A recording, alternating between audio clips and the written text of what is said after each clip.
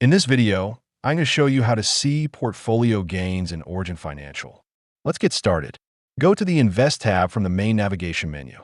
At the top of the page, you will see a performance chart that shows your total portfolio value over time. This chart is the quickest way to understand how your investments are performing overall. You can use the time frame toggles like 1D, 1W, 1M, 1Y, or YTD to zoom in or out on your performance. This lets you check both short-term market movements and long-term investment growth, depending on what you want to analyze. During market hours, Origin may also show a live balance estimate.